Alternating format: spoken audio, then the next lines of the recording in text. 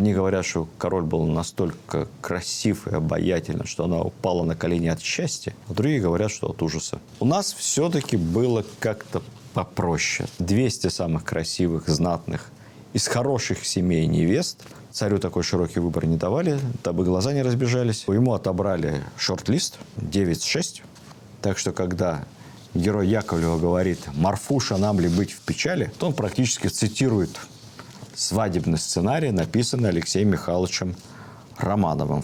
В мужской части до Софьи не появлялся, по сути, никто. В этом-то и революционность царевны Софьи. Были популярны выступления стендаперов той эпохи, то есть шутов, скоморохов. Совершенно точно под этими дубами играл Петр I. И хотите прикоснуться к истории? Подойдите к этим удивительным деревьям, прислонитесь.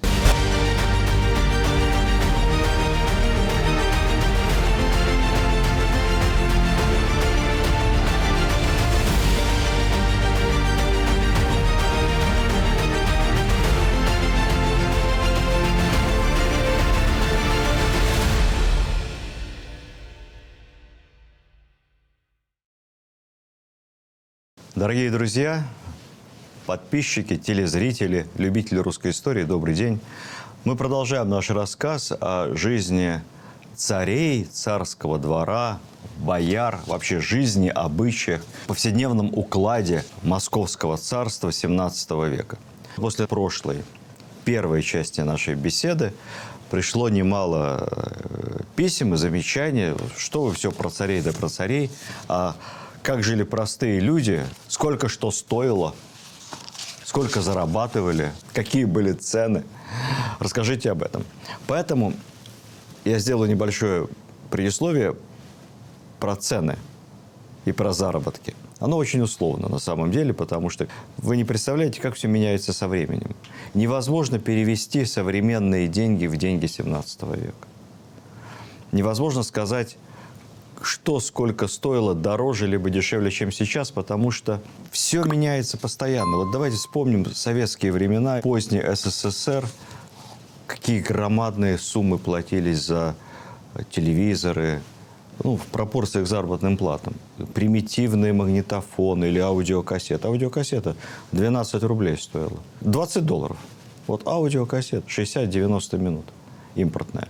Сегодня это все копейки, применительно к современным технологиям, к носителям, а сколько стоили первые компьютеры. Когда же мы будем говорить с вами о ценах XVII века, то тем более очень сложно определить. Если мы возьмем с вами цены на продовольствие, они менялись в зависимости от региона. Плавали. В Москве одна цена в центре, а где-нибудь во Владимире, Новгороде совершенно другая. А оптом одна цена за пуд, за подводу, а в розницу другая. Стоимость денег тоже все время плывет в XVII веке, потому что основная валюта твердая – это серебро. В России, кстати, серебра не было. В России перечеканивали европейскую монету, либо чеканили монеты из европейского серебра. Рубль – это перечеканенный талер, Ефимок назывался, да. Доллар потом появился от этого в Америке. Все это из серебра, добытого на территории современной Чехии, либо Германии. Серебро в России, серебряные рудники откроют гораздо позже. Но цена серебра в Европе постоянно падала весь XVII век в несколько раз, потому что огромный приток золота и серебра из американских колоний, особенно из Южной Америки. Появляются медные деньги, это глобальный слом всей финансовой системе. И от этого медный бунт, о котором мы с вами говорили, глобальная девальвация, невиданная ранее в старой русской истории, девальвация денег. И это еще впереди будут бумажные деньги в екатерининские времена и гипердевальвация войны 812 года. Поэтому говорить сложно. Но кое-что вам сейчас расскажу для затравки, чтобы вы не обвиняли меня, что мы говорим об абстрактных вещах, не применительно к конкретной жизни. Итак, попытайтесь запомнить. У нас была интересная денежная система. Проще, чем в Британии, гораздо с ее шиллингами, пенсами, фунтами. Частично эта система была десятичная, но были и старинные монеты, которые тоже надо понимать и учитывать. Итак, 1 рубль – это 100 копеек. Или 10 гривен, гривенников. Гривенник – 10 копеек, гривна. Или 1 рубль 33 алтына. Алтын примерно 3 копейки. А в свою очередь копейка тоже довольно крупная монета.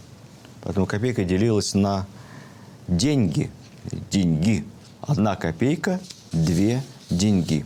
Вот такие у нас будут денежные величины. На примере аукциона, аукционные цены, чтобы вы поняли, что сколько стоило из промышленных товаров того времени, я взял отчет о распродаже имущества Окольничева-Татищева. Видимо, дальний предок нашего первого русского историка Татищева. Этот Окольничий Татищев был казнен в смуту, а имущество его продано с торгов. Итак, цены рубежа смуты Михаила Федоровича. Огнестрельное оружие. Свейских и Ливонских продано 21 самопал. Цена ему одному 40 алтын. Переходим на современный язык. Шведского либо ливонского производства огнестрельное ружье одно 40 алтын. Считаем рубль 30. А 20 самопал по полтине самопал. А 20 самопал, видимо, какие-то халтурные были самопалы. Низкого качества, поэтому они пошли по полрубля. А вот неожиданно холодное оружие. Сабля продана кизылбакшская булатна, без наводу черень и огниво золото с бирюзами, наряд серебрян, золочен, с камышки, ножны гзовые черны. В 15 местах камения нет. Ну, то есть не сабель, а произведение искусства. Тут тебе и ножны в золоте, и в серебре, и в камнях, но в 15 местах камни повытаскивали. Какие-то, видимо, остались. Цена 50 рублей. То есть по цене этой суперсабли можно было роту вооружить самопалами. Вот такие пропорции. И тут же рядом продан палаш литовский, то бишь польский, палаш. Представляем себе, да? За 1 рубль. Ну, видимо, этих палашей литовских после смуты и нашествия у нас было такое страшное количество, что дорого они не стоили. Сабля золоченая в 50 раз шла дороже. Вот интересно, кони. Немало коней было у Окольничева-Татищева. Кони распроданы все по цене от 6 до 18 рублей. Кони там автомобиль. Так что сосчитаем, да, от 6 до 18 рублей получается, рубль в ценах на автомобиле выходит у нас чуть ли не в $1000 тогда, если не больше. Кони от 6 до 18 рублей, а 3 самых лучших коня от 30 до 65 рублей. Вполне. Применительно к автомобилям рубль $1000, а применительно к саблям непонятно. А применительно к ружьям как-то очень дешево стоили эти самопалы. Совсем непонятно. Далее. Сапоги софьяные, черленые, ношенные. БУ. Цена 10 алтын. Примерно 30 копеек. Много, мало. Если мы считаем, что рубль в автомобилях $1000, то рубль в сапогах, значит, сапоги ношенные ушли за $300. Ну, сапоги тогда ручная работа, тогда потока не было. Софьяные вполне правдоподобная цена. Шапка лисья горлатна. Ох, хорошая шапка была. 10 рублей с аукциона. Шапка за 10 тысяч долларов. Представим себе лисью, нет? Сейчас таких и не делают. Ни за какие деньги. Книга. Одна была у Окольничева. Печатная. 75 копеек. Дорого стоили книги. Уважали. И в конце ведро рейнского вина. 30 алтын. Почти рубль. Ведро вина, это ж бутылок, наверное, 15 получится. За $1000. Хорошее рейнское вино. Вот такие были цены в начале Михаила Федоровича, аукционные в Москве. Если же мы посмотрим с вами на цены народные, простые, даже более поздние. Я возьму цены до Медного бунта и после, потому что после Медного бунта сильно все поменялось. То мы увидим с вами фантастическую. Вот сабли червеные дорого и лисьи шапки, а продукты недаром писали иностранцы. Невероятно дешево в Москве. Хлеб черный. 5 копеек. После девальвации и медных денег 10 копеек. Пуд. Пересчитайте на буханку. Хлеб белый 12, а потом 16 копеек. Пуд. Крупа гречневая, вот легко всем понять. Сколько стоит гречка в магазине? Гречка 12 копеек пуд. Соответственно, копейка килограмм. Ну, посчитайте, копейка килограмм. Капуста 1 копейка пуд капусты. Ну, капустой можно было объесться. Говядина 22 копейки. После девальвации 28. Пуд.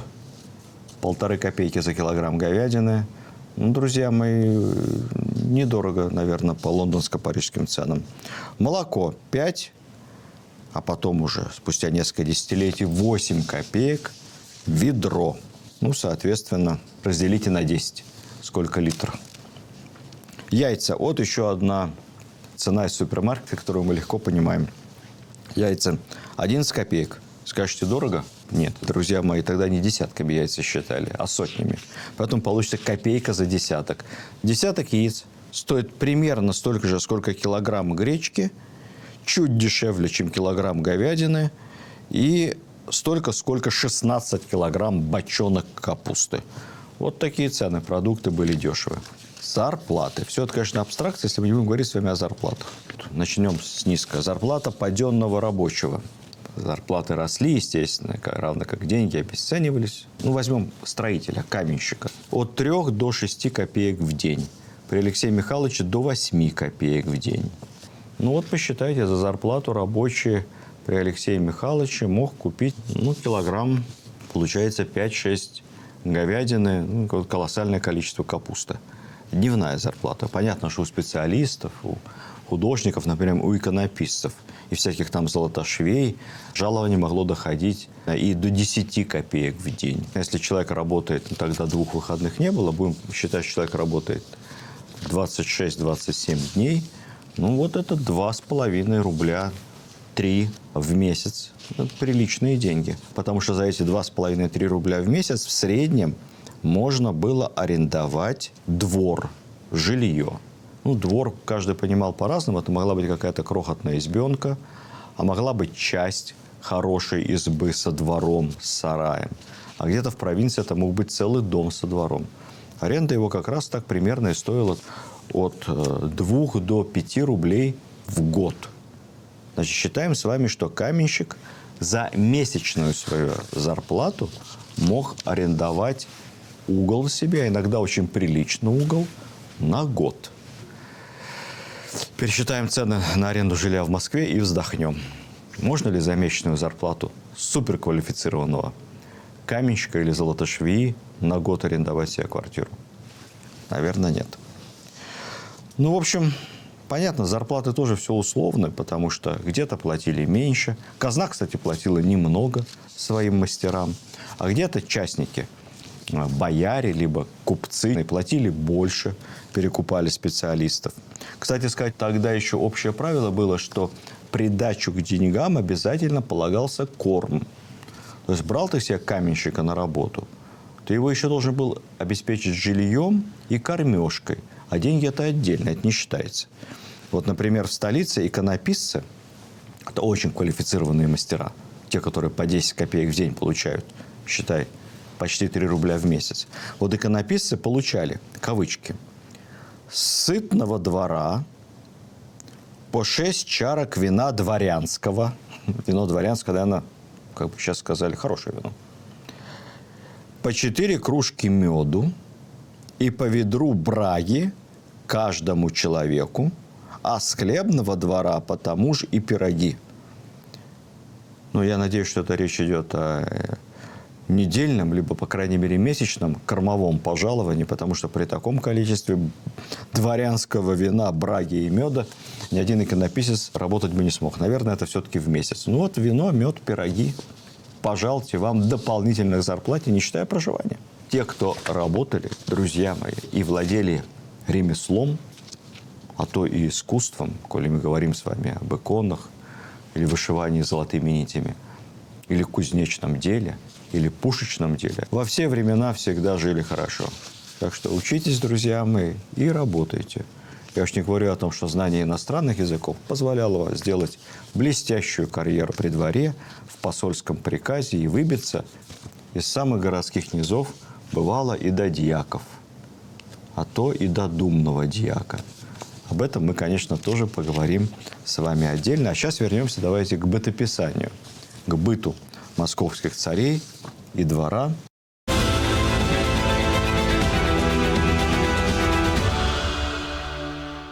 Начну я с жилья, резиденции.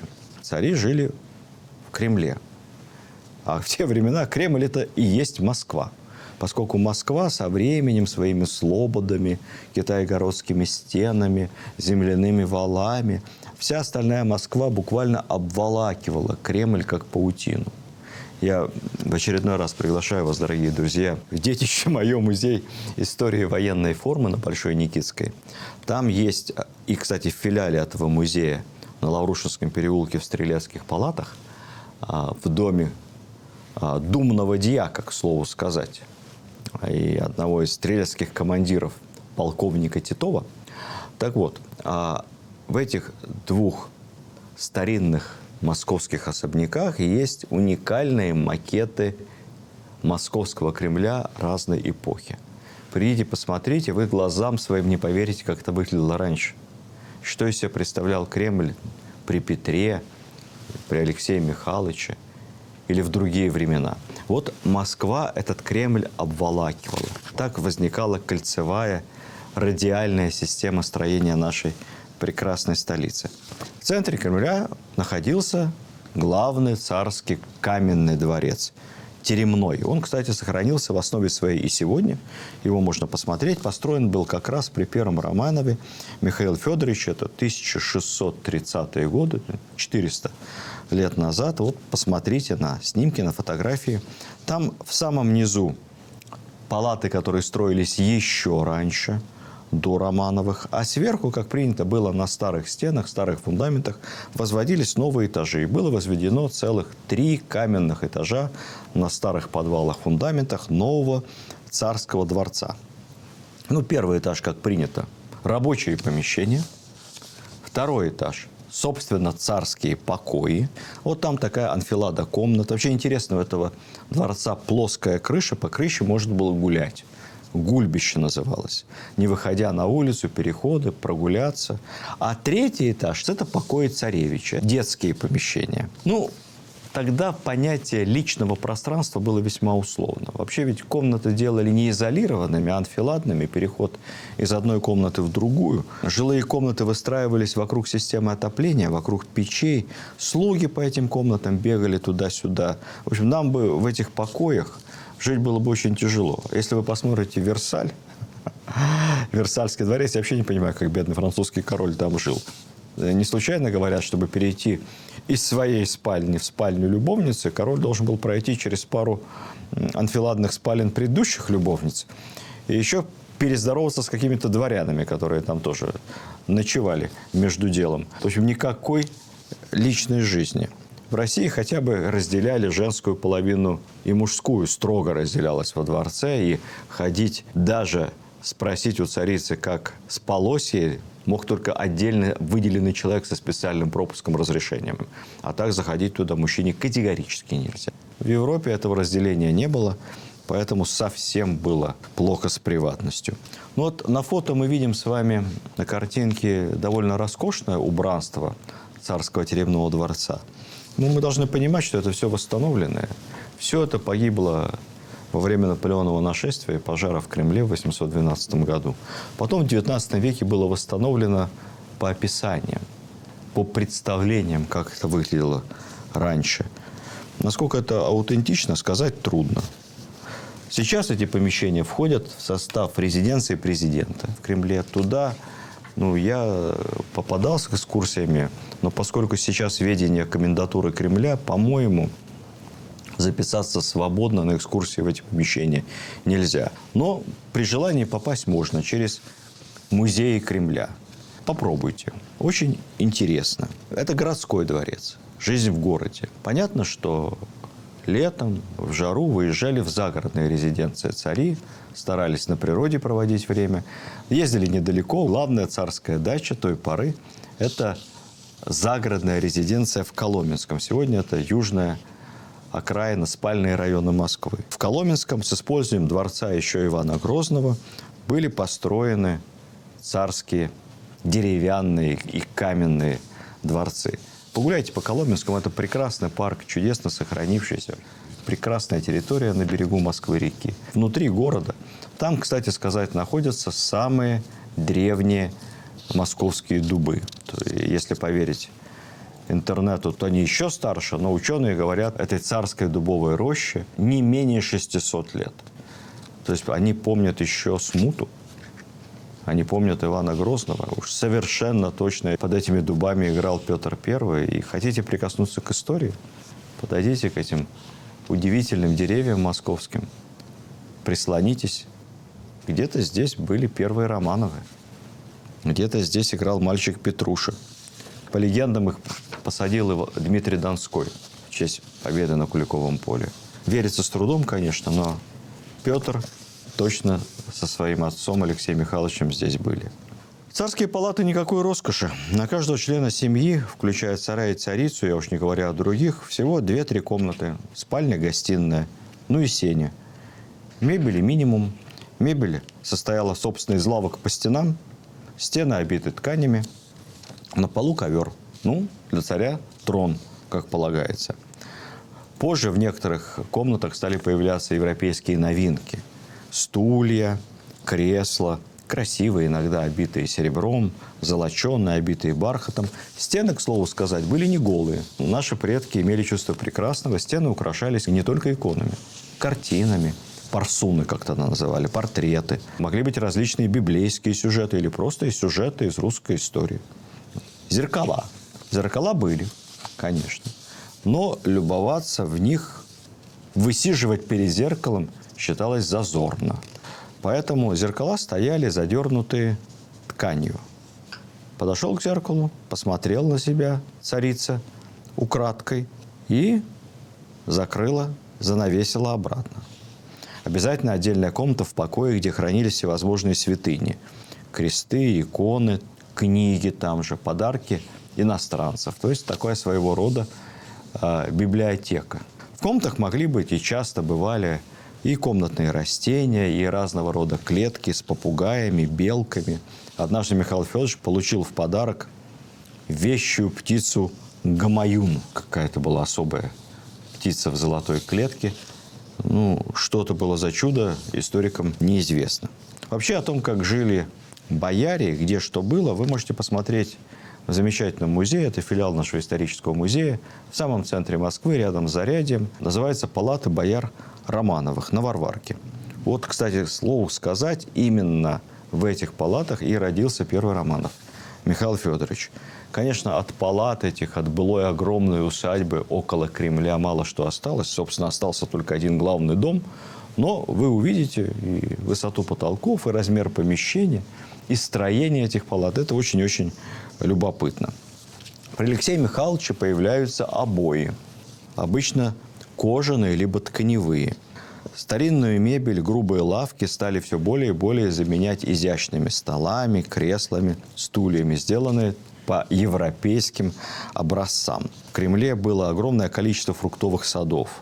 Причем не только на улице, и на крышах дворцов. И комнатные были зимние сады, выражаясь современным языком. Кстати сказать, вот те самые клетки с белками и попугаями, их обычно как раз развешивали в тех помещениях, которые были как бы внутренними комнатными садами такими зимними. Там и канарейки, и воробьи. Я не знаю, как сейчас, но раньше в детском музыкальном театре центральном на проспекте Вернадского имени Натальи Сац, я тогда там работал, дежурил, еще будучи пионером. Вот там в центральном холле этого театра было подобное помещение. Круглая ротонда, в ней много растений, цветов и огромная клетка с канарейками, попугаями. Сходите в хороший театр. А во-вторых, посмотрите, вот примерно такого рода зимние сады и были в царских дворцах. Ну и, конечно, пруды были в Кремле, да, плавали лебеди. Сейчас нет уже. Отдельная история, связанная с регулярным приглашением в царский дворец нищих и больных, бедняков, бомжей, как бы сейчас сказали. Было понятие нищелюбия. Их кормили в царском дворце, поили, раздавали милостыню. Но деньги раздавали не просто так, и приглашали их, конечно, далеко не каждый день. Обычно это делали со смыслом. Когда царь, царица, либо кто-то из членов царской семьи серьезно заболевал, либо когда царице предстояли роды. Принцип был такой, идея. Мы вместе с молитвой совершим богоугодное дело, а Господь нам в ответ тоже дарует исцеление, либо помощь при родах. И вот в расходных дворцовых книгах бухгалтерия велась аккуратно, так и указывалось. Для его государевой и государыни царицы многолетнего здоровья роздано в милостыню приглашенным нищим инвалидам-калекам столько-то денег, продуктов и прочее. Вот несколько раз в конце своей жизни Алексей Михайлович распоряжался собрать с московских перекрестков, там, где нищие обычно собирались, не просто нищих коллег-инвалидов, а слепцов.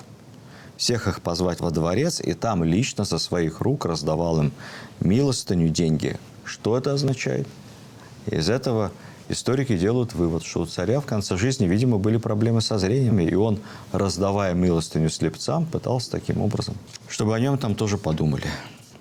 Игрушки, сладости, всякое баловство для детей – все это тоже покупалось царицей. Как любая мама, она баловала своих детей и аккуратно записывалась в расходные книги царского казначейства. Особенно, когда выезжала на богомолье. Вот едет мама часами, а то и днями в воске со своими малыми детьми, а с ними пакетики с калачиками, ягодами, орехами, пастилой. Все это закупалось детям в дорогу, чтобы они жевали, сосали леденцы, чупа-чупс, не хулиганили, вели себя в долгой, скучной дороге на богомолье тихо. Знакомо, да? Кстати, вот едет этот длинный царский поезд куда-нибудь в Троице-Сергиеву лавру, а по пути на дороге местные крестьяне выходят со всех окрестных деревень. И не просто так с пустыми руками. Крестьяне, зная, что приближается поезд с царицей, детьми, тащат с собой блины, пироги, клюкву, квас, пряники. И все это они стремятся поднести, то есть подарить царице и ее детям. Такой обычай. А обычай требовал подарки эти непременно брать, уж я не знаю, ели, либо тут же раздавали слугам, приближенным, охране там и прочее, брать и отдариваться, жаловать какую-то награду. Ну, отдаривались, как мы понимаем, не блинами и пирогами, а отдаривались деньгами. То есть крестьяне в накладе не оставались. Была в этом некая ритуальная хитрость. Продать свой товар, но подарком. Естественно, не царица сама деньги раздавала крестьянам за пироги. Занималась этим охрана, брала на себя удар. Специальные люди, стольники, ФСО. Вот вам от царицы пожалование такое.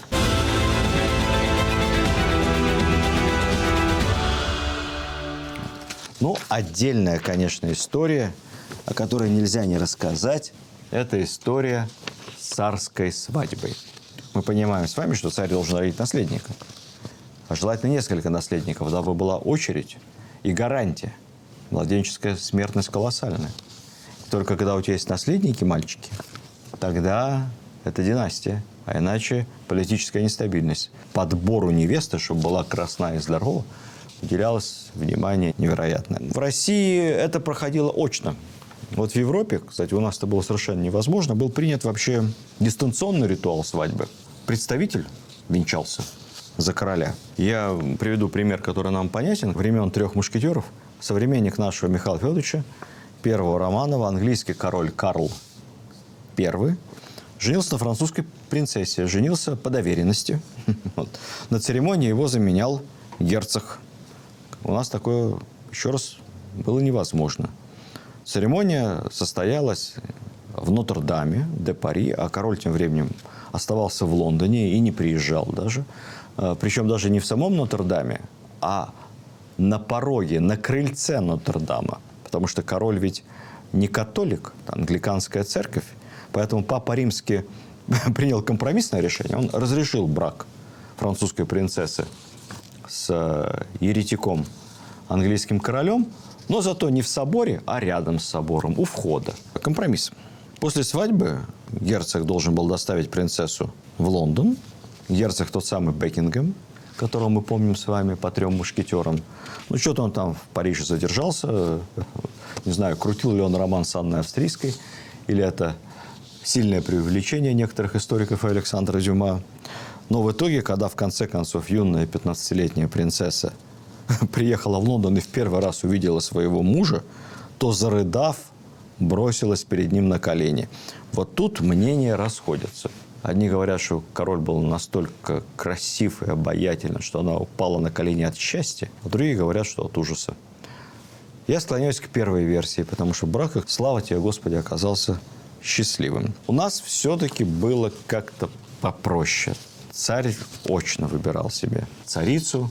И вот когда Алексей Михайлович, как мы помним, его отец очень поздно женился, с этим было много проблем, я об этом в беседе о Михаиле Федоровиче вам рассказывал. Детективный сюжет. Алексей Михайлович решил жениться рано, в 17 лет. Тут же смотрины, как полагается, 200 самых красивых, знатных, из хороших семей невест. Ну, царю такой широкий выбор не давали, дабы глаза не разбежались. Потерял бы голову. Ему отобрали шорт-лист, 9-6. Вот из них уже царь выбирал сам. И он вручил, как принято тогда было, кольцо и платок своей избранной девице Всеволожской. Знатный старинный род Всеволожских. Знатный старинный, но совсем не богатый. Отец ее был каким-то мелким воеводой. Поэтому тут же начались интриги. Хотя девица, судя по описаниям, была невиданной красоты. И царю очень приглянулась. Но никто не отменял борьбу за доступ к телу. Толкотня в передней, в приемной президента. Все это нам знакомо.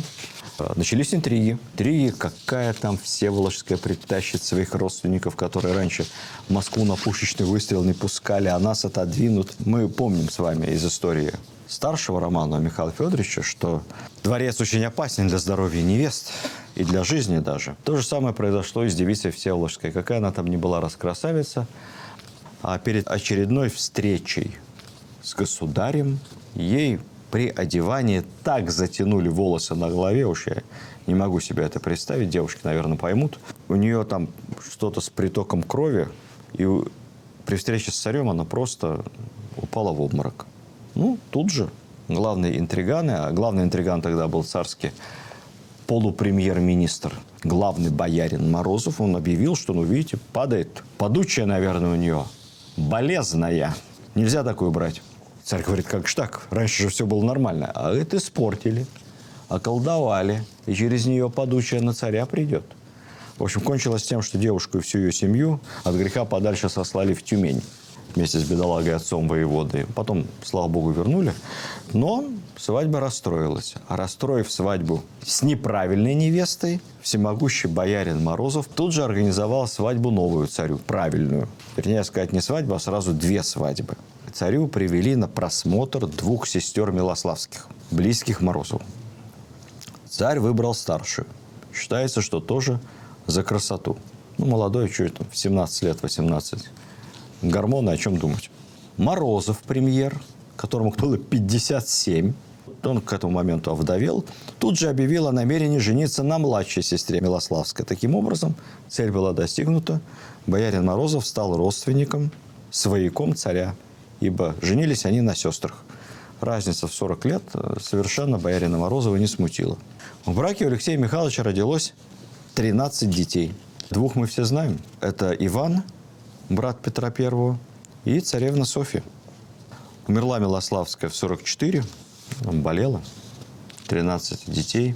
И Алексей Михайлович после этого женился на Нарышкиной, которая тоже, считается, что он ее заприметил в доме своего друга, боярина Артамона Матвеева. Нарышкина тоже успела родить ему 3 детей. Одного из них, опять же, все знают, ему памятники по всей России. А еще было 2 дочери. Одна дочь умерла ребенком, а вторая дочь – это любимая сестра Петра I Наталья. Кто читал роман, замечательнейший роман красного графа Алексея Толстого «Петр I», то помнит, что одной из центральных сюжетных линий является история любви царицы Натальи и героя романа, простого парня, по-моему, по фамилии Бровкин, который делает при Петре успешную военную карьеру. Гвардеец, офицер, преображенец, по-моему. Почитайте. Недавно, кстати, военно-историческое общество поставило в Самаре, в городе, тесно связанном с судьбой Алексея Толстого, замечательный памятник Будете в Самаре, посмотрите. Там и памятник ему, и герои Толстого все рядом, начиная с Буратино. А элиты и герои вхождения по мукам. Ну и Петра, конечно. И замечательный литературный сквер. Так и хочется сесть, раскрыть томик Петра I и перенестись туда, в 17 век. Как проходили свадьбы? Проходили в воскресенье. Это считалось первым днем недели, не понедельник, а воскресенье. Вообще, сам день воскресенья назывался тогда неделя. Соответственно, понедельник – это первый день после недели, после воскресенья. И сейчас на многих славянских языках, на польском, сербском, чешском, воскресенье – это неделя, или там неделя, недзеля. Старинное славянское название.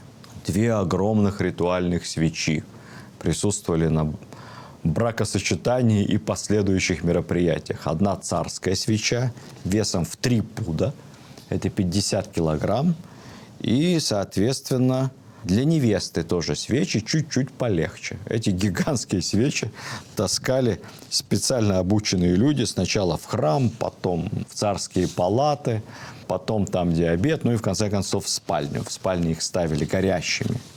В изголовье вкать с пшеницей. И вот эти уже всю свадьбу горящие свечи гигантские на протяжении нескольких суток горели, выполняли роль оберега. Всюду, где шел жених и невеста, специальный думный дьяк из чаши осыпал новобрачных.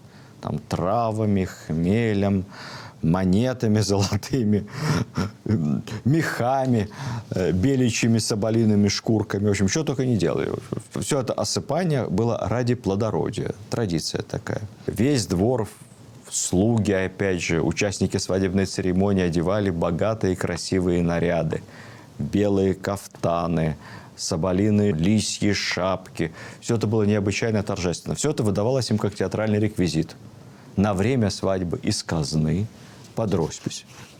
Потом вся эта красота обратно сдавалась в казну. И не дай бог не досчитаются какой-нибудь соболиной шапки. Важная миссия. Опять же, специальные люди. Беречь путь жениха и невесты. Во время царских выходов специально выделенные люди смотрели, чтобы никто в толчее, не дай бог, не перебежал дорогу, по которой пойдут жених и невеста царственные. Если пересечь путь новобрачных, плохая примета. Почти колдовство. Поэтому путь чист, и вкропи эту дорогу святой водой. Ну, я саму церемонию венчания описывать не буду в Успенском соборе. Все это было довольно традиционно, нам понятно как. Но вот что интересно. Еще со времен древнеславянских менялась прическа невесте. Это очень глубокая традиция от Рюрика. И расчесывались волосы на особый манер. Причем, например, при Михаиле Федоровиче расчесывались особым гребнем, смазанным медом. Нам это будет казаться не очень, наверное, эстетично, но тем не менее. Потом уже при Алексее Михайловиче перестали гребень смазывать медом, но тоже особенная прическа. Если мы с вами судим о свадьбе исключительно по русской классике, фильму «Горько», то в те времена все было не так. Никакого особого пьянства в первый день на свадьбах не допускалось. Не надо думать, что все там набрасывались на выпивку, на еду. Нет. В первый день, первый свадебный пир, мало ели, в том числе жених и невеста. И жених и невеста ничего не пили. А гости пили подчеркнуто очень мало, дабы не смущать. Почему? Потому что потом брачная ночь. Все должно быть по-трезвому. На здоровье может сказаться зачатого наследника. Поэтому никакой выпивки. Постель новобрачных делалась так. В основу клали 27 ржаных снопов. Я уж не знаю, почему 27. Поверх 7 перин и специальный валик в изголовье. Ну, а потом сверху подушки, ковер, одеяло. В ногах непременно должна лежать соболиная шуба. Не знаю, для тепла. На второй день для невесты проводился обряд удостоверения ее невинности. Как это было в деталях, честно говоря, не знаю. Ну, как-то удостоверялись. Ну и, наконец, второй, третий день уже настоящий свадебный пир, где можно было уже поесть и выпить от души. Вот этот весь церемониал свадьбы подробнейшим образом был расписан. И, как мы знаем с вами, Алексей Михайлович, большой любитель порядка во всем, правильно прописанного протокола, сценария, за этим следил. Поэтому, когда он женился второй раз, уже на Нарышкиной в 42 года, умудренный, опытный человек, он лично внес в свадебный чин изменения. Они заключались в том, что нужно было угощать, жаловать не только тех, кто приглашен на свадебный пир, но и всех москвичей вокруг, ну или, по крайней мере, всех рядом находившихся в Кремле, дабы, в кавычках, как написал государь, ни един не пребывал в печали. Так что, когда герой Яковлева говорит «Марфуша, нам ли быть в печали?», то он практически цитирует свадебный сценарий, написанный Алексеем Михайловичем Романовым. Эх, Марфуша, нам ли быть в печали? Фраза эта вполне аутентична.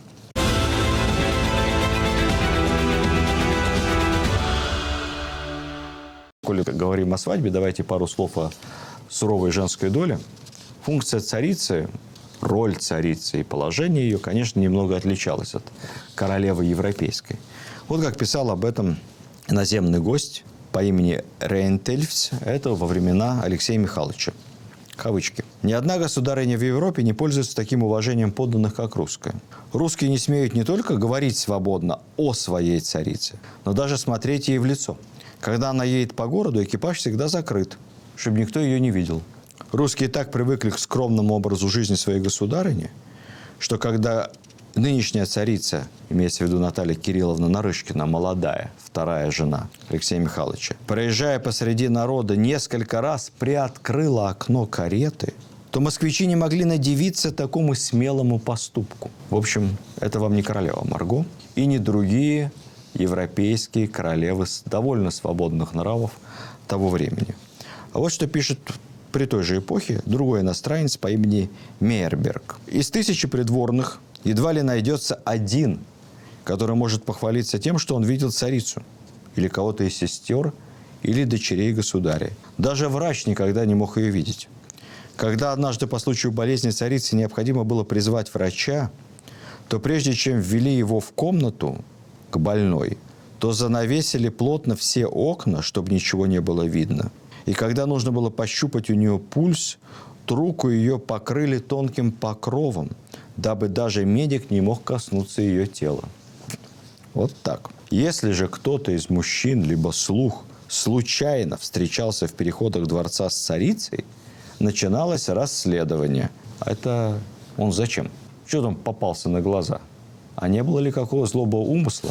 А может, сглазить хотел? Что он вообще там делал в женской половине? Так что те, кто о нравах европейского двора и судят по фильму «Игра престолов», знаете, у нас было все совершенно по-другому, по крайней мере, в женской части. Царица не присутствовала публично ни при служениях в церкви, ни при совершении торжественных обрядов, на которые неизменно выходил только один государь. А если был уже объявлен официально наследник, то вместе с ним царевич. Царица общалась с женским кругом. Да, она не скучала, она не была в одиночестве. В царицыной палате устраивались приемы, полноценные обеды, ужины, чаепития, но для женщин. Ну, это могли быть родственницы, подруги, жены бояр. Приглашались часто игуменьи, уважаемые разных монастырей, и даже простые монахини. Но это женская половина. В мужской части до Софьи не появлялся, по сути, никто. В этом-то и революционность царевны Софьи, наиболее образованной, умной, решительной, волевой дочери Алексея Михайловича. Она нарушила все каноны. Тогда же, помним с вами, это глубокая традиция. Жена государя должна быть где-то, чтобы ее было не видно. И поэтому прошли столетия, но памятная всем нам Раиса Максимовна Горбачева шокировала широкую общественность, массовое общественное мнение, активно общаясь, не где-то в тени государя генерального секретаря, а на виду, вмешиваясь в разговор. Наверное, из самых благих побуждений. И, наверное, многое было очень разумно и правильно, но это было непривычно. Ибо эта традиция с тех самых времен складывалась столетиями. Жена государя должна быть далеко-далеко в тени на женской половине. Про праздники долго вам рассказывать не буду. Праздников было много религиозных, а других, собственно, и не было. Но вот что любопытно, знаменитое крещение, праздник Богоявления, с погружением в прорубь, это не старинная и не церковная традиция. В те те времена никто в проруби не окунался. Таких предписаний, таких церковных не существовало. Это народная традиция, причем, скорее всего, более поздняя. Считается, что она возникла в деревнях уже в послепетровское время, по причине проводить, естественно, святки в потехах, озорничать, пакостничать, всячески хулиганить. И потом участники этих потех верили, что омовение в проруби, в крещенской воде даст от этих праздничных гуляний и совершенных там мелких грехов очищение. В общем, так вот возникло практически почти как суеверие. А тем не менее, относимся мы сегодня к этому совсем по-другому. Традиция устоялась. И что самое поразительное, то я, честно говоря, не знаю людей, которые простудились бы во время крещенских купаний. Наверное, сила веры бесконечна.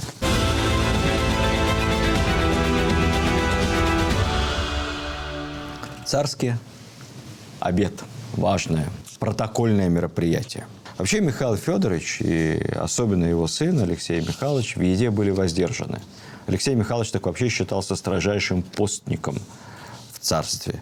Это означает, что пост соблюдался самым строгим образом. Что можно было есть в пост?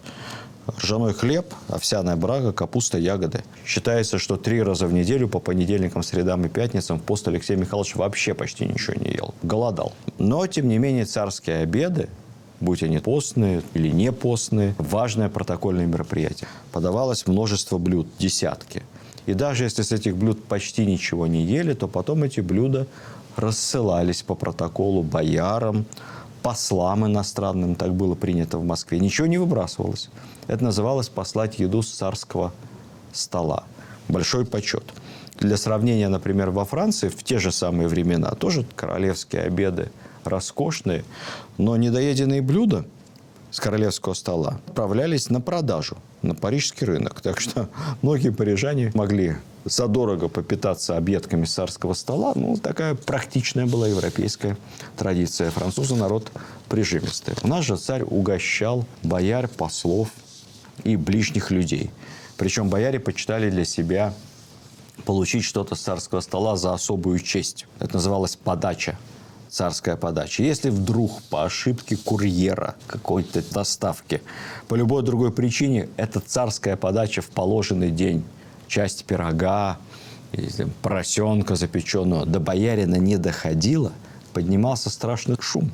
А кому это попало? Это же бесчестие. Бояре могли заявиться к царскому двору и заявить, я процитирую современника: «Ни царского гнева над собой, ни вины за собой не ведаем, а в подаче перед своей братьей мы обесчещены». А пирог не дошел. Как ж так-то? Обидно. Как проходил сам обед? Прежде всего, блюдо сначала пробовал повар. Это обязательно. Повар это пробовал в присутствии царского дворецкого. Все изготовил, как положено. Далее блюдо пробовал сам дворецкий перед подачей на стол. Так, дважды попробованное блюдо оказывалось на столе, а затем кравчий, который ставил еду перед царем, тоже должен был отпробовать это кушанье. Через такую цепочку получалось, что отравить царя – это отравить и повара, и всех его ближайших слуг. Безопасность. Вам картинка с праздничным посольским обедом. Посмотрите, вы видите, это миниатюра из книги 1672 года, описывающая царский прием более ранний при Михаиле Федоровиче. Мы видим, что царь сидит не за общим столом, что у царя стол отдельный, а вдоль стола уже обеденного бояре по стенкам. В общем, все это довольно похоже на современное застолье. Заносилась посуда, главным образом серебряная, специи, соль, перец, горчица, хрен, уксус. Посуда была красивая, это не какие-то там тарелки, плошки деревянные. Со вкусом, как описывалось. Немка серебряно-золоченна, а в руках у ней лохань, кубок золоченный, а на кубке колокольчик с язычком, а под кубком змей со свистом. Пойми, то ли это кубок описывается, то ли какое-то блюдо с элементами кубка. В общем, в посуде знали толк. Каждому за столом полагалась непременно своя тарелка, своя ложка и свой собственный отдельный хлеб. Кушанья приносились на больших блюдах. С этих блюд ты ложкой брал себе на свою тарелку порцию. Либо накладывал тебе слуга. Блюда заставляли весь стол. А если уже места на столе не было, Тогда старые блюда уносились, пусть они будут совсем не тронуты, либо недоедены, и вместо них ставились новые, не дожидаясь, пока все будет съедено. Культура была. Ложка своя, нож, естественно, свой, тарелка своя. Это вот крестьяне, они ели из общего котелка ложкой. А при дворе пользовались индивидуальными тарелками. Вилки. Вилки у нас, как мы помним, появились при Лжедмитрии. Это не на плюс ему сработало, потому что вилки увидели какое-то бесовство. Рогатые, были они не приняты у нас на Руси. Это было такое новомодное изобретение, только-только появившееся впервые в Италии. Вилок не было ни во Франции, ни в Англии. В Англии первое упоминание вилок 1660 год. Времена нашего Алексея Михайловича, считайте, через 50 лет после Москвы, после Лжедмитрия. Та же самая Анна Австрийская, супруга Людовика XIII, которая давала поручения мушкетерам, про нее писали современники, что она любила есть, погружая пальцы в блюдо с мясом. То есть она и ножом-то не пользовалась, так, руками. Не надо думать, что там было все весьма куртуазно.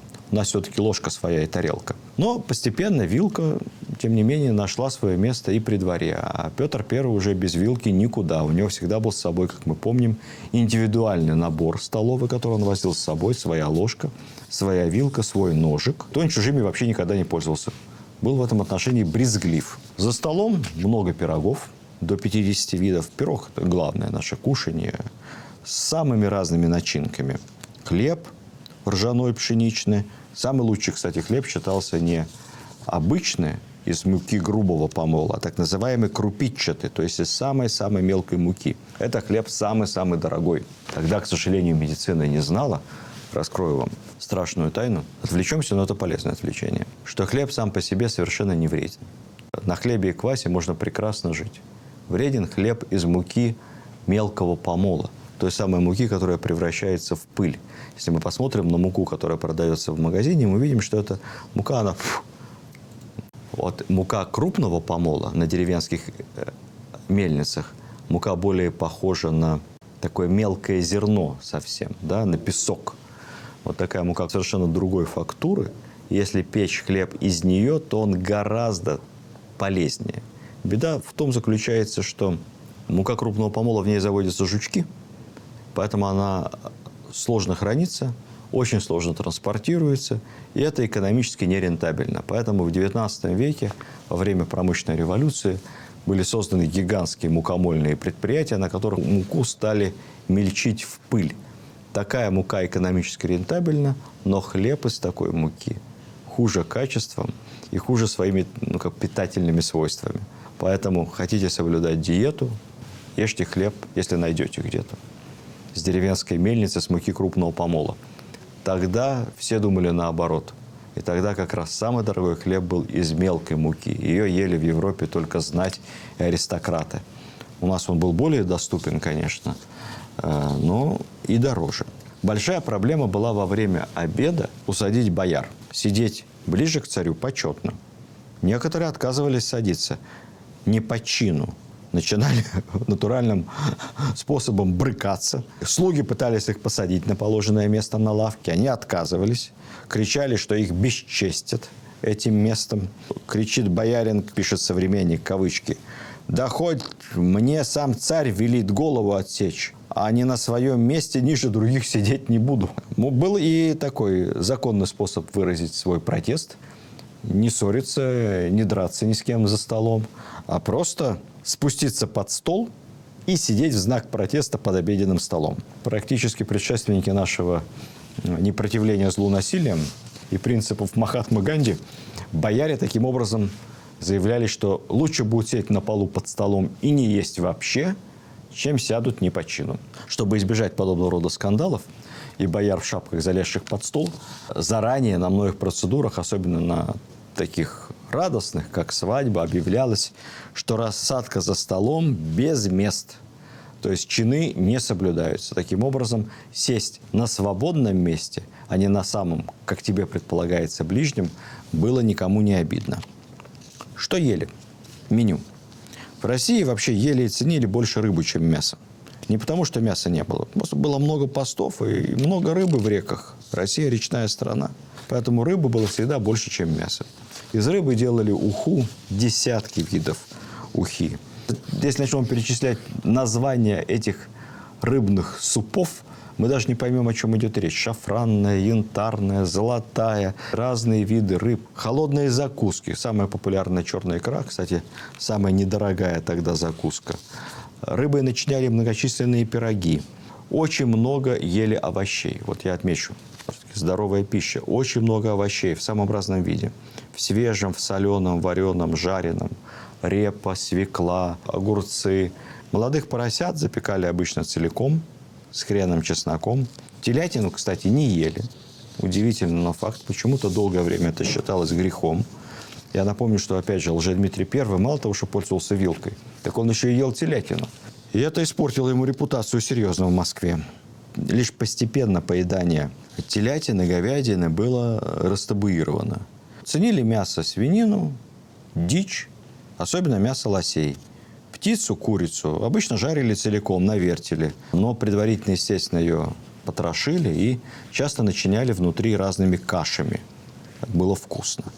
Подавали что-то вроде колбас. Но это были не те колбасы, которые делают сегодня, и, как говорят, остряки, которые вы никогда не будете есть, если хоть раз побываете на колбасном производстве. Нет, это были колбасы другие, совсем натуральные, когда кишки животных начиняли разного рода мясом, гречневой кашей, луком, яйцом. Натуральные, домашние, как бы сейчас сказали, колбаски. Существовало особое блюдо под названием похмелье. Это комбинированное блюдо включало в себя холодную баранину, соленые огурцы, перец и уксус. Ну, в общем, вполне соответствует своему названию. Конечно, любили сладости. Но сахар, чистый сахар, это была диковинка, заграничный товар, поэтому чистый сахар, слава богу, не ели, зубы берегли. Я вам тут про кариес рассказывать не буду. Кариес в массовом народонаселении появился только тогда, когда массовым продуктом стал рафинированный сахар. То есть вторая половина XIX века. Если мы посмотрим с вами кривую мирового производства сахара и кривую роста кариеса, то это две просто такие параллельные совершенно линии. Тогда на сладко ели фрукты, ягоды в свежем виде, иногда в патоке, в меду, орехи, пастила, старинное русское сладкое кушанье, особенно яблочная пастила. Из дынь и арбузов, кстати, арбузы вызывали всеобщий восторг иностранцев, потому что это были обычной вещью за столом в Москве. Особенно любили астраханские арбузы. Но арбузы были тогда немного другими. Если мы посмотрим с вами описание, либо картинки, они были мельче. И мне кажется, что они вообще мало напоминали современные арбузы, особенно те, что выращивали в оранжереях московских. Все-таки северное солнце, но они были. Но в свежем виде арбузы почти не ели. Из дыни, из пастилы нарезали полосы такие, пастилы, почти в бумагу. Затем их как-то в патоке с перцем, имбирем, корицей, мускатом, разными дорогими специями как-то обрабатывали, сушили. И это было такое сушеное лакомство. Ну, пили что? Пили, все подряд пили. Квас, пиво, морсы различные фруктовые, воды, мед, вино. Вином тогда называли русскую водку, как бы по-современному самогон. Но только градус был пониже, существенно, чем у современной водки. Ну, а кроме того, было и привозное вино. Хлебное – это русское вино, а привозное вино – виноградное, фряжское, как тогда говорили, дорогое. Развлечения. Развлечения царские – стрельба из лука, огнестрельного оружия по летающим тарелочкам, только по летающим шапкам. Главное развлечение – охота. Михаил Федорович и Алексей Михайлович были страстными охотниками, как и все последующие Романовы. Но кроме охоты, Михаил Федорович любил такое развлечение – поединок человека с медведем. Ко двору царскому доставляли медведей, сажали их в зверинец, и назначался такой полноценный гладиаторский поединок со зрителями. Уж не знаю, принимали ли там ставки. Нет, не наша, не православная история, вряд ли. Но не надо думать, что это было кровавое убийство, что выходил охотник с рогатиной и вспарывал медведю брюхо. Нет, все было гораздо сложнее. Охотник был одет соответствующим образом в какие-то защитные кафтаны и ватники. Не знаю, как там бедняга берег свою голову, честно говоря. Наверное, какой-то шлем был специальный. И надо было с медведем вручную, внимание, бороться. И не просто так схватиться и сразу его зарезать. Нет, а дать медведю порвать на себе одежду. Страшная вообще забава. Если медведь драл, как полагает охотник, а только потом, после этого, охотник из-под него как-то выкаблучивался, выкручивался и медведя поражал, то это интересная забава. Тогда охотнику можно большую награду выдать за смелость. А если просто так убить медведя, то в чем потеха? Это неинтересно тогда. Это любой так может с рогатиной. Мужчина. Вот так вот. Нам это кажется дикостью. А вы на кориде в современной Испании были? А я был. Посмотрите. Там не сразу убивают быка на потеху публики. Нет, сначала он должен погонять тореадора. А бывает, что и с ног сбить. А бывает, не дай бог, что и покалечить. Вот это тогда потеха, понимаете? А так просто взять, заколоть несчастное животное. В чем же смысл-то? Какая потеха? А это, друзья мои, с вами 21 век. Поэтому вы так особо над первыми романами не насмехайтесь. С медведем она, конечно, по-другому, но, в общем-то, от этой кориды мало чем отличается.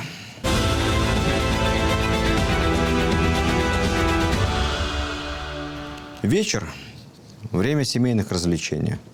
Выступали шуты, всякие там акробаты, плясуны, звучали гусли, трубы, прочая музыка. Были популярны выступления стендаперов той эпохи, то есть шутов-скоморохов, которые шутили, рассказывали веселые истории и царя с семьей веселили.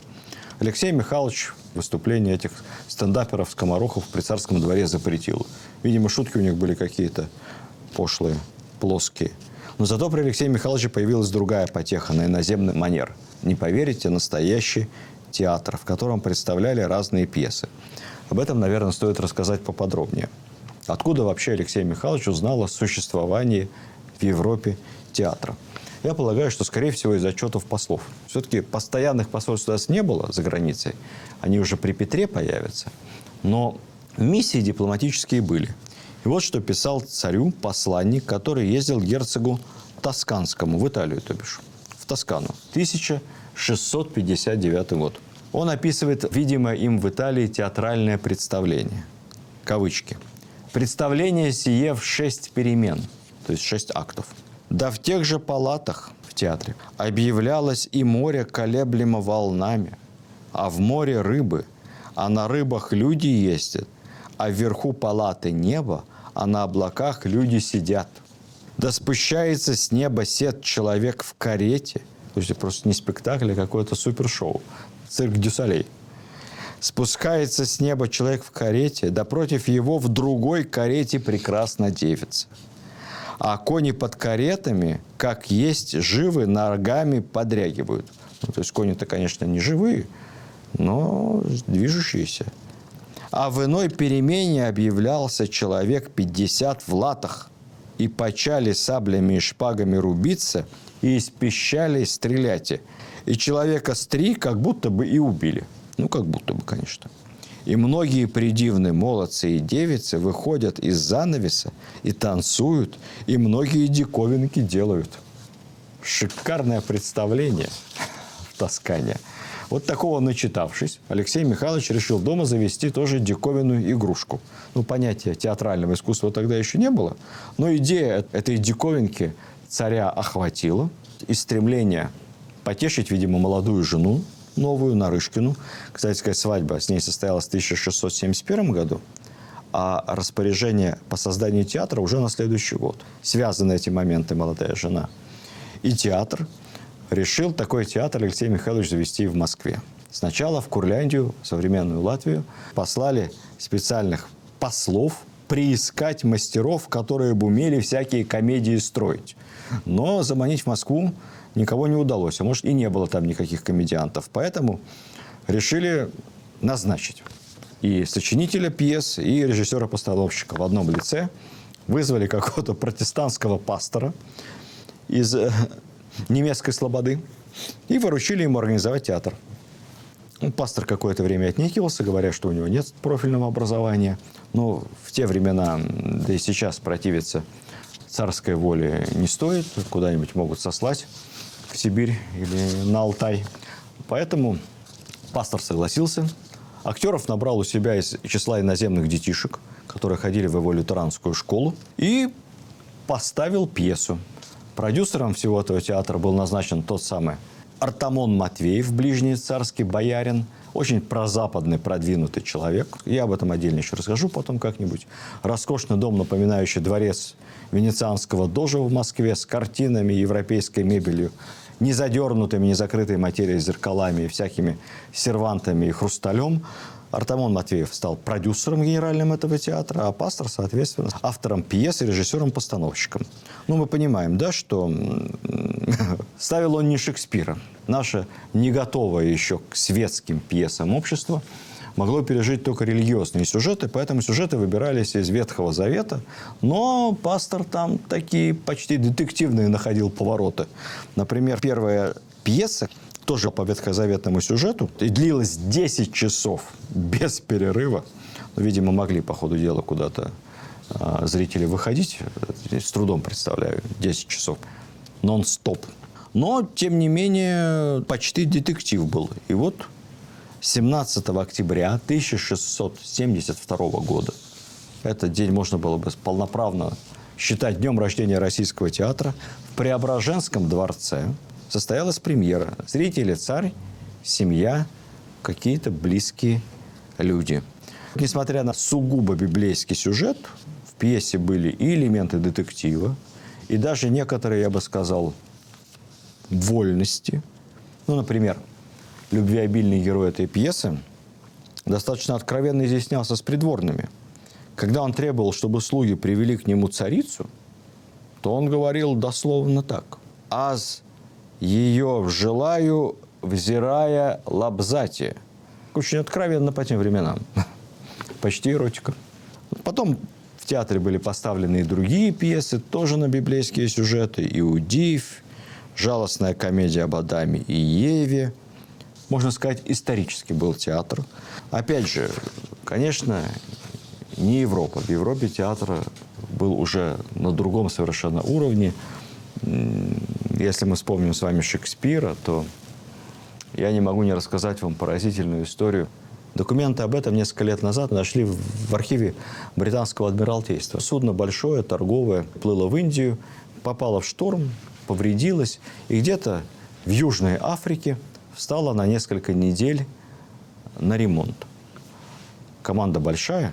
Когда бы команда там не спилась и была чем-то занята в свободное время, офицеры решили организовать любительский матросский театр, в котором бы в качестве актеров выступили сами матросы и офицеры, ну, а остальные, соответственно, зрителями. Долго спорили в капитанской каюте по поводу того, какую выбрать пьесу. Важно было ведь не религиозный сюжет поставить. «Иудеев» бы у простых английских матросов бы не пошла. Они даже не поняли бы, о чем речь идет. Это были не религиозные романовы. Им нужно было что-то попроще, понароднее, чтобы сюжет такой был, понятный морякам. Поэтому решили выбрать пьесу, в которой было бы непременно побольше крови, убийства, драки. Пьесу, в которой присутствовали бы военные, поединки на сцене.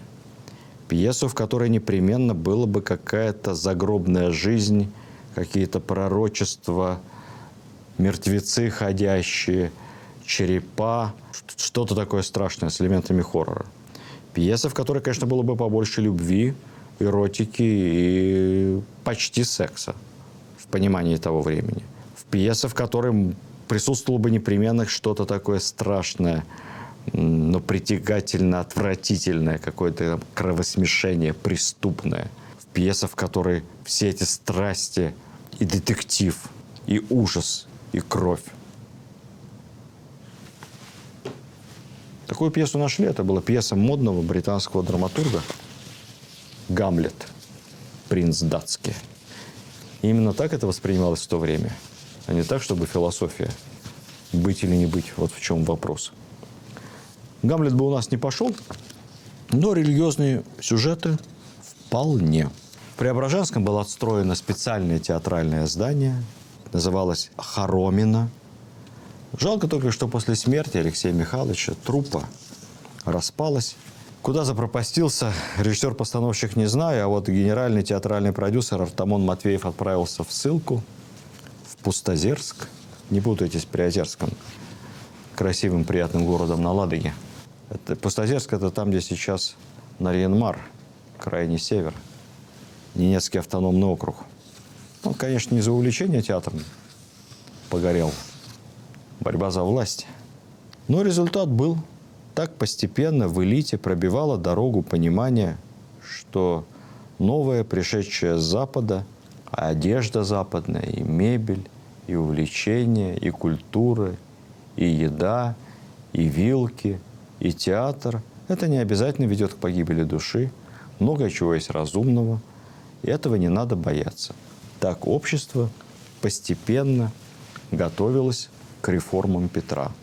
Готовилось на уровне не только государственном, военном, но и на уровне чисто бытовом, на уровне понимания бытоустройства. И пройдет одно поколение. Появятся ассамблеи, европейская одежда, башмаки, карты, табак, танцы, полное раскрепощение женщин. Забудется вся эта женская половина. Женщины будут играть в большую политику и на протяжении почти века править нашей страной.